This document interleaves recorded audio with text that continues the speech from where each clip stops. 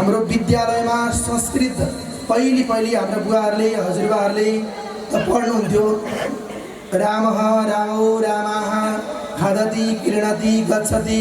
हजुरले पनि कतिले पढ्नु भएको होला। पहिले त गुरु स्कुलमा पनि यो पढाइ हुन्थ्यो, अहिले त लोप भएको छ होइन। त्यसैले गर्दा यसरी गाउँघरमा यस्तो महान यज्ञ लागेको ठाउँमा गएर सुन्नुपर्ने खालको कथा प्रस्तुत हुन्छ। तर यहाँ धेरै भक्तहरू चाहिँ आमाहरू मात्रै उपस्थित हुनुहुन्छ। विद्यार्थी कमसेकम हजुरहरू यहाँ आउँदाखेरि आफ्नो नानीहरूलाई पनि सँगै लिएर आउनु होला। हजुरले ल्याउनु भएन, हजुरले अराउनु भएन। हजुरले घरमा नित्य पूजा गर्दाखेरि नानी यहाँ ढोक्नुपर्छ, यसो गर्नुपर्छ, पूजा गर्नुपर्छ, घन्टी बजाउनुपर्छ भनेर सिकाउनु भएन भने पछि गएर अवस्था के हुन्छ, डेन्जर हुन्छ। त्यो अवस्था कस्तो हुन्छ भन्ने कुराहरू म भोलि सायंकालीन सत्रमा मेरो प्रस्तुत भएको समयमा म हजुरहरूलाई बताउने छु। हामीले हाम्रा सन्तानहरूलाई नानीहरूलाई संस्कार संस्कृति सिकायौँ न भने कस्तो हुन्छ भन्ने कुराहरू म बताउने छु।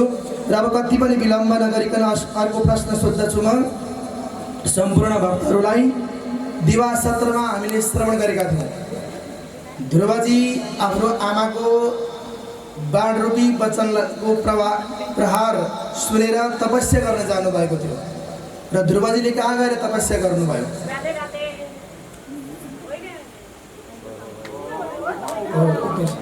जसको शक्ति उसको भक्ति। राधे राधे मधुबन भन्नुभएको छ। उहाँले पनि राधे राधे पनि भन्नुभयो र उठ्नु पनि भयो, फेरि उठ्नुपर्ने छ। उहाँलाई जोरदार तालीबाट सम्मान गरौँ। ब्रह्मबाट प्रभातमा आएर यो प्रसाद स्वरूप उपहार लिएर जान पनि अनुरोध गर्दछु। र उहाँ हुनुहुन्छ भक्ति दिदी श्री भक्तवत्सल भगवानको।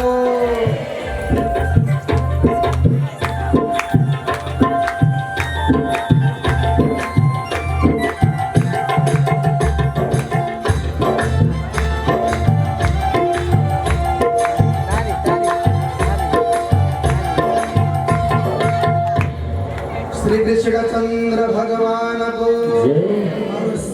पालो भएको छ एउटा सुन्दर भजनको। र त्यो भजनभन्दा पूर्व एउटा एनसेलको रिचार्ज कार्ड लगाउँ। म सबै अङ्क भनिदिन्छु, हजुरको तयारी अवस्थामा रहनुहोला।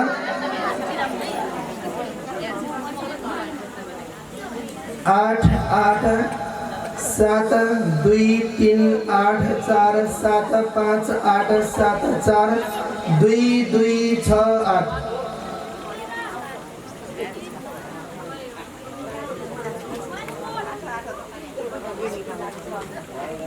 के भयो?